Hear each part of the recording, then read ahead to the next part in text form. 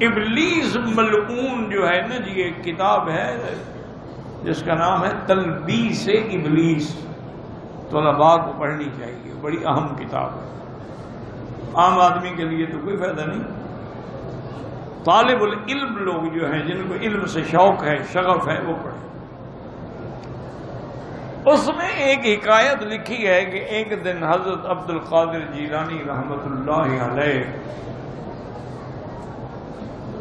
رات کو کسی دریا کے کنارے ایک درخت کے نیچے جا کے عبادت کرتے تھے، تنہائی میں، کسی کو پتہ نہیں ہوتا۔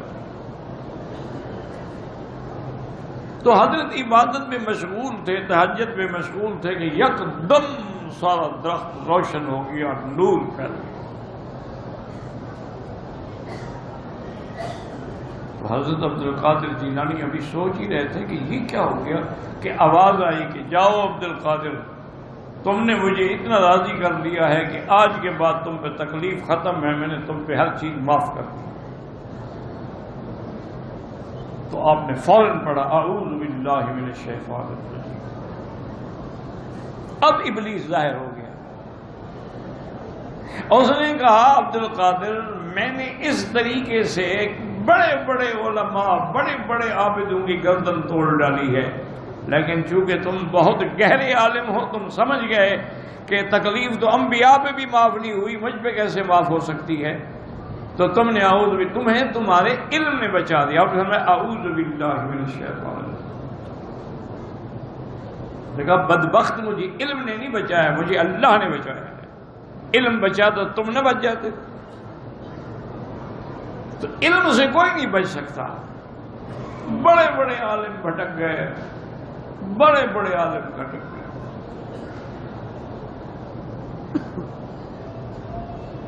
تو اس نے کہا کہ عبد القادر، میں آج آپ کو بتاؤں کہ میرے پاس 70,000 نورانی جال ہے۔